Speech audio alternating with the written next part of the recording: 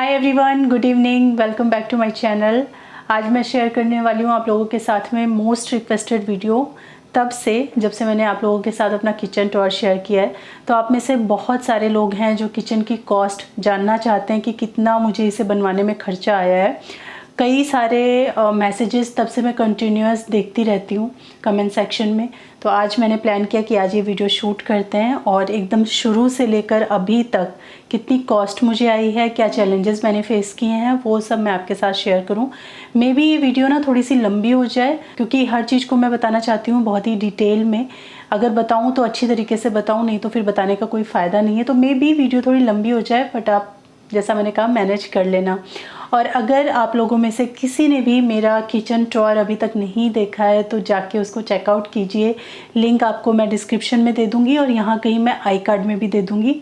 तो पहले जाके एक बार किचन टूर देख के आइए। अगर आपको लगता है कि आपको कॉस्ट जाननी चाहिए तब आप यहाँ पे आ सकते हैं। और जिन्होंने ऑलरेडी देख लिया है किचन टूर वो तो बने ही रही है। मैं धीरे धीरे करके आप लोगों को हर चीज़ की कॉस्ट बताना स्टार्ट करूँगी। सबसे पहले तो काम होता है कि किचन अगर आप अपने तरीके से बनाना चाहते हैं तो उसको पूरा खाली करना होता है। जैसे हम किसी भी स्पेस को जब दोबारा से अरेंज करते हैं, ऑर्गेनाइज करते हैं, तो हमें क्लियर आइडिया तभी मिलता है जब हम उस जगह को अच्छे से खाली करें। तो हमें पता चलता है कि किस कोने को हमें कैसे यूटिलाइज़ करना है। तो इस किचन के अंदर यहाँ मैं फ़ोटोज़ एंड वीडियोज़ कुछ प्ले करती रहूँगी बीच बीच में कि ये किचन हमारा पहले कैसा होता था। तो अगर आप देखेंगे तो यहाँ पे लोहे के कैबिनेट थे और जो काउंटर टॉप था वो मेरा जो पिछला काउंटर टॉप है बिल्कुल ऐसे ही कलर का था जो मुझे कभी पसंद नहीं था। ब्लैक भी चल जाता है बट वो अलग ही कलर का, पिंक, पीच, ब्लैक, पता नहीं क्या क्या मिला हुआ जैसा काउंटर टॉप था। तो वो तो मुझे 100% चेंज करवाना था। तो सबसे पहला जो हमारा काम था वो था किचन को तुड़वाना। टाइल्स जो लगी हैं बैक स्प्लैश में उनको, काउंटर टॉप को, फ्लोर की टाइल भी हमने चेंज करवाई हैं। इस सब को एकदम एम्प्टी करना, एकदम प्लेन कैनवस चाहिए था।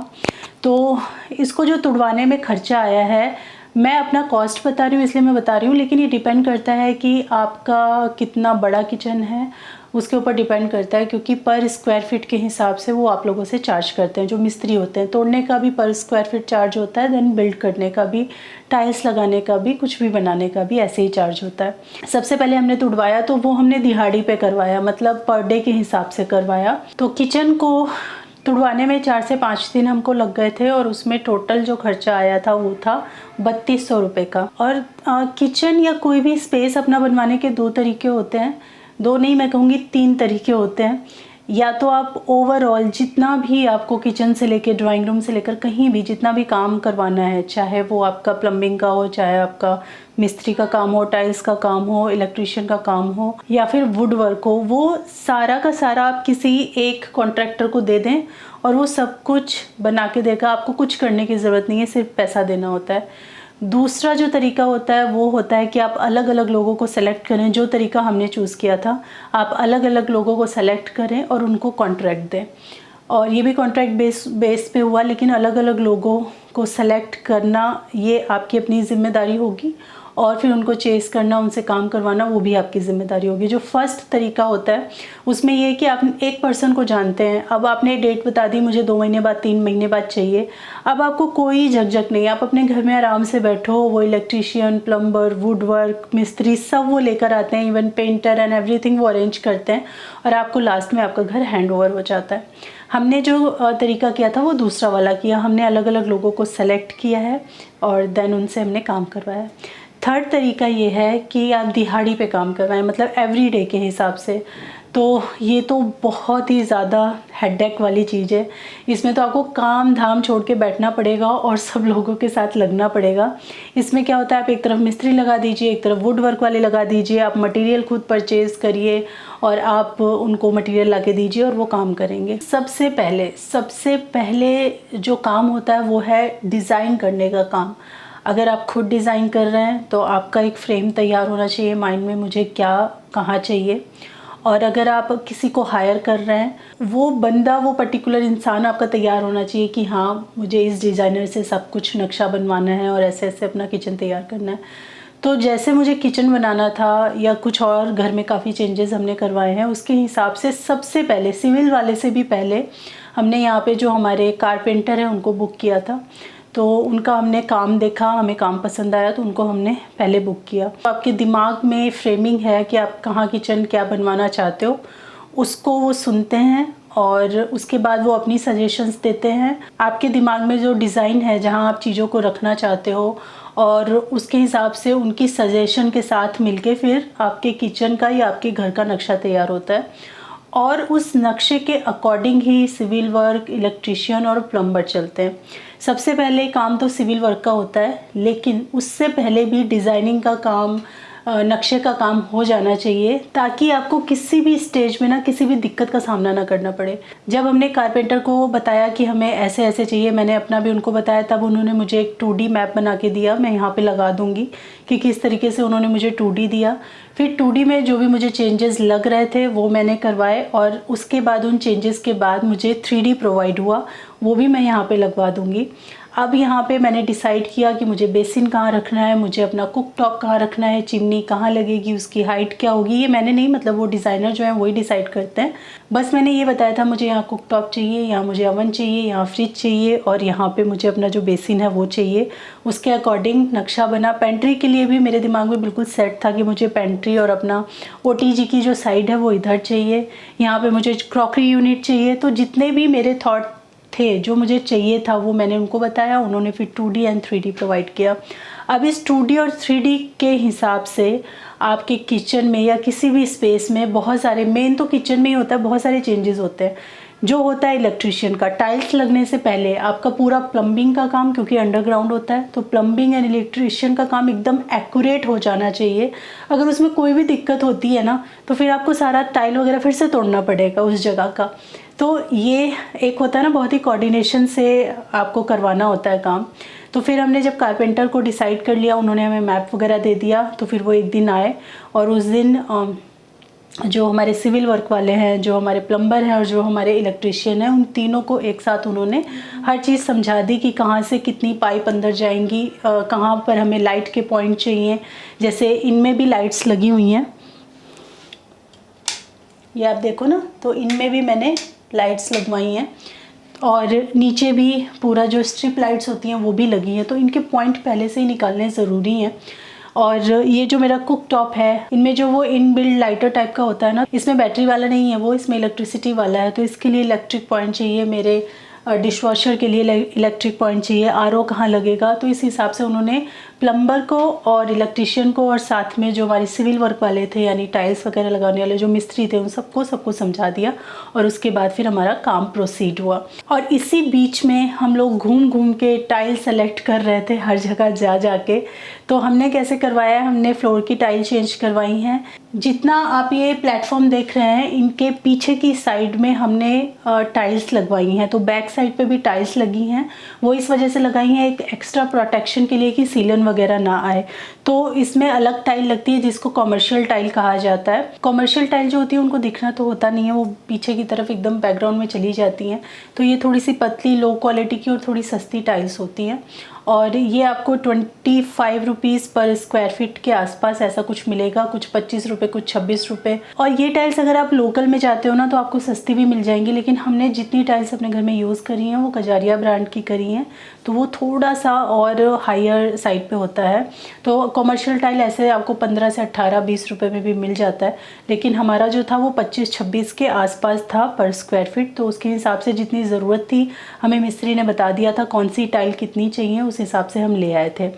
तो हमारा कॉमर्शियल टाइल, फ्लोर पे जो हमारे टाइल लगी हैं वो, बैल्कनी में जो टाइल्स लगी हैं हमने पूरा बैल्कनी में टाइल्स लगवाई है, पूरा ऊपर तक पूरा बैल्कनी टाइल से कवर करवा दिया। ये किचन वाला खाली इसकी बात कर रही हूँ मैं। कॉमर्शियल टाइल जैसे मैंने बताया 25 रुपये स्क्वायर फीट पड़ी हैं, फ्लोर टाइल्स हमको 60 रुपये स्क्वायर फीट पड़ी हैं और जो बाहर हमने अपनी बैल्कनी में लगवाई हैं वो 46 रुपीज़ स्क्वायर फीट पड़ी हैं।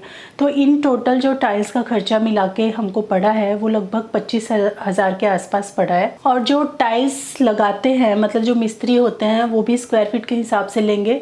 तो ये डिपेंड करता है आप कौन से एरिया में है, किस जगह पे है। हर जगह का मिस्त्री का थोड़ा ऊपर नीचे चलता है, लेकिन 40 रुपये 50 रुपये से 55 रुपये स्क्वायर फीट के बीच में सारा आता है। तो जो मिस्त्री का खर्चा हुआ था वो लगभग हमारा 12,000 के आसपास था। उसके बाद चलिए मूव करते हैं ये काउंटर टॉप के ऊपर। इन टाइल्स को सेलेक्ट करने में ना मैंने 6-7 बार विज़िट की है सिर्फ ये टाइल सेलेक्ट करने के लिए।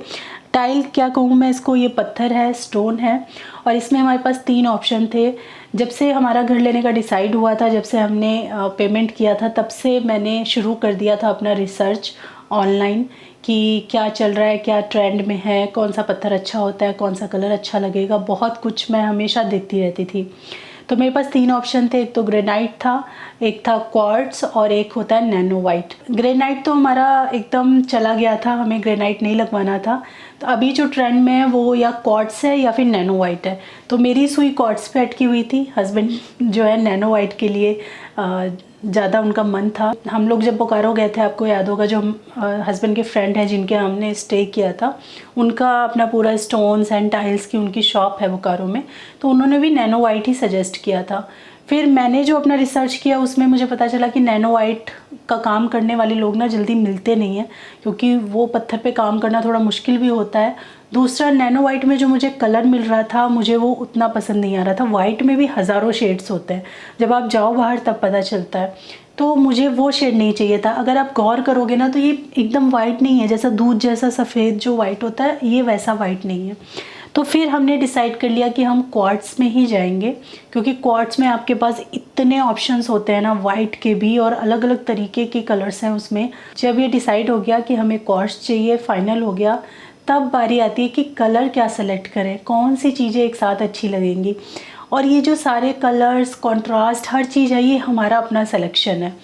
तो इसीलिए हम और डर रहे थे कि हम पता चला कि किसी और ऐसे कलर के साथ किसी और कलर को ले आए कि वो अच्छा ही ना लगे।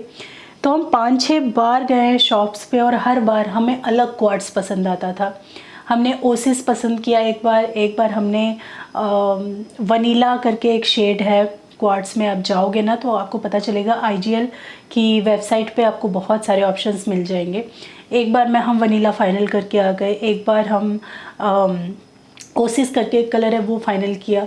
लास्ट में जिस दिन एकदम ऐसा हो गया कि हाँ आज पत्थर फ़ाइनल करना ही करना है, उस दिन फिर हमें पसंद आया ये वाला, जो कि है बियांको डेजर्ट इसका नाम है। और ये वाइट कलर नहीं है, ये थोड़ा सा क्रीम शेड में आ जाता है, और इसके अंदर छोटे छोटे से पत्थर आपको दिखते हैं, और बिल्कुल प्लेन स्मूथ है। बहुत बड़े बड़े पत्थर वाला मुझे नहीं चाहिए था। कुछ ऐसे उसमें कलर्स थे जिनमें अंदर, जैसे पहले नहीं चलते थे अंदर स्टोन के अंदर छोटे छोटे पत्थर आपको दिखते थे, वैसा भी था, बट वैसा मुझे नहीं चाहिए था, मुझे एकदम प्लेन लुक वाला चाहिए था। तो फाइनली ये हमने पसंद किया, और मैं बहुत खुश हूँ कि मुझे ये कलर पसंद आया। उसके बाद फिर ये जो बैक स्प्लैश है, इसकी बारी आती है। इसमें जैसे मैंने बताया कि हमें छोटे छोटे टाइल्स नहीं चाहिए थे, हमें पूरा एक स्लैब चाहिए था। तो ये भी स्टोन ही है, ये टाइल्स नहीं है। जो स्टोन यहाँ लगा है वो क्वार्ट्स नहीं है, लेकिन आता वो स्टोन में ही है जो कि प्लेटफॉर्म पे यूज़ होता है। तो अभी बारी आती है क्वार्ट्स की। कितना पड़ा हमें? क्वार्ट्स हमको पड़ा है 345 रुपये से 370 रुपये इसका दाम था। हर कलर के हिसाब से भी दाम थोड़ा सा ऊपर नीचे होता है, और हर शॉप का भी आपको दाम थोड़ा ऊपर नीचे मिलेगा। तो ये हमें 26,000 के अराउंड हमें ये वाला पत्थर 26,000 के आसपास पड़ा है। और अब इसको लगवाने के भी 2 ऑप्शन थे हमारे पास। एक तो या जो हमारे नॉर्मल सिविल वाले मिस्त्री जो हमारे काम कर रहे थे शुरू से, जिन्होंने टाइल्स वगैरह लगवाई, या तो हम उनसे लगवाते, और या जो पर्टिकुलर एकदम स्किल्ड लोग आते हैं जो कि जैसे होमलेन या किसी इन सब जगह पे काम करते हैं, जो कि बहुत ही स्किल्ड होते हैं और उनके हाथों का काम आपको अलग ही दिखेगा। उनके पैसे भी आपको काफ़ी ज़्यादा देने पड़ते हैं। जैसे कि हमें इसको लगवाने का, जितने अच्छे तरीके से ये क्वार्ट्स को काटा गया है और उसको लगाया गया है, मैं उससे बहुत ज़्यादा इम्प्रेस हूँ, बहुत खुश हूँ कि एक एक कोना इतना स्मूथ और इतना फाइन काम करके दिया ना, कि जब ये पत्थर लगा तो हमारा दिल खुश हो गया था देख के इसको। तो उन्होंने ये पत्थर, सिर्फ ये पत्थर लगाने के 18,000 रुपये लिए। तो 26 के अराउंड का ये पत्थर पड़ा, फिर 18,000 रुपये इसकी लगवाई पड़ी। अगर यही पत्थर जो हम अपने मिस्त्री से लगवाते हैं तो 6 से 7,000 में आराम से लग जाता। लेकिन उसमें प्रॉब्लम क्या होती है, जो यहाँ पे एजेस हैं, इनको हर मिस्त्री अच्छे से फिक्स नहीं कर पाता है। जो ये काटना है बेसिन के आसपास, गोलाई देना है, कटिंग का काम है, एजेस को फिक्स करना है, वो सारी चीज़ें ना कई बार हर मिस्त्री अच्छे से नहीं कर पाता और फिर वो बहुत ही अगली लगता है आपके किचन में देखने में। जब वो छोटी छोटी माइनर जो डिटेलिंग है, वो फिनिशिंग जब नहीं आ पाती ना किचन में, तो अच्छा नहीं लगता। तो काउंटर टॉप एक मेन अट्रैक्शन है जो सामने से आपको ऐसे दिखता है, तो उसमें कोई कोताही ना करें। इसीलिए मैंने प्लान किया था कि मैं अच्छे जो कारीगर हैं उनको बुलवा के उनसे करवाऊंगी। तो काफ़ी फ़र्क होता है कॉस्ट में, लेकिन काम आपको अच्छा मिलता है। तो ये तो हो गया मेरे प्लेटफॉर्म का। बाकी बात करें तो ये जो बैक स्प्लैश टाइल है, ये हमने 3 स्लैब लिए थे, तो ये 2500 का एक स्लैब पड़ा था। 7500 की मतलब ये स्टोन है, और फिर इसकी लगवाई जो है वो तो मिस्त्री जो हमारे काम कर रहे थे ये वाला हमने उन्हीं से करवाया था। उसके बाद जो हमारा प्लम्बिंग का खर्चा आया है, हमने पूरे घर में कुछ कुछ प्लम्बिंग का काम करवाया, तो जो किचन में आया है वो 2000 के अराउंड आया, ज़्यादा नहीं आया है। बस कुछ यहाँ पे हल्के फुल्के चेंजेस हमको करवाने थे। तो जैसे कि डिश वॉशर है तो इसके लिए जगह देनी थी हमको। हमारे जो बिल्डर ने पहले से प्लम्बिंग का काम करवाया था, उसमें कुछ पॉइंट्स नीचे थे, हमें उन्हें ऊपर करवाना पड़ा। इस टाइप के जो चेंजेस होते हैं वो हमने कराया। तो अराउंड 2000 विद ऑल मटेरियल, सब कुछ जो भी छोटा मोटा लगता है, पाइप वगैरह, वो सब करके 2-2.5 हज़ार के आसपास हमारा खर्चा आया था। उसके बाद जो हमने यहाँ पे सीलिंग करवाई है, फॉल्स सीलिंग दी है।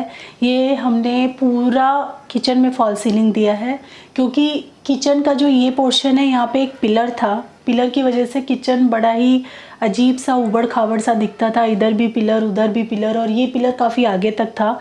तो हमने प्लान किया कि इसको एकदम बढ़िया लुक देने के लिए, जिसमें ऐसे गटर पटर चीज़ें इधर उधर ना आए, इसके लिए हमने सोचा कि हम इसको फॉल सीलिंग देते हैं। और फॉल सीलिंग देने का दूसरा रीज़न ये भी था कि हमें चाहिए थी ढेर सारी लाइटिंग, तो इसीलिए फॉल सीलिंग दिया। फॉल सीलिंग का जो हमारा खर्चा आया है वो हमारा आया है लगभग 13,000 के आसपास।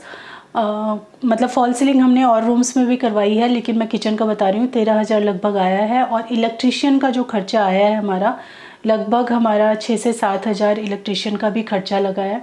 और बल्ब वगैरह जो थे हमारे थे, जैसे फ़ैन है, लाइट वगैरह, ये सब हमने अपनी लगवाई है।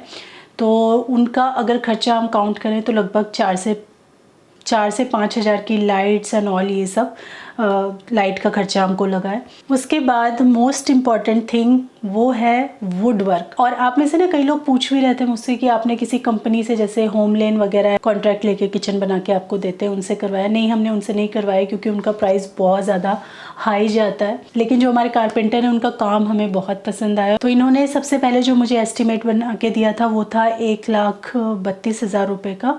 और ये एस्टिमेट उन्होंने दिया था मुझे 2D के बाद, लेकिन जब मैंने उसमें कुछ चेंजेस करवाए तो थोड़ा सा जो है प्राइस पॉइंट बढ़ गया। चेंजेस हमने क्या करवाए?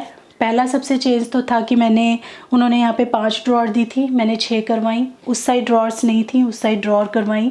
कुछ लाइटिंग्स मैंने बढ़वाई कहीं कहीं पे।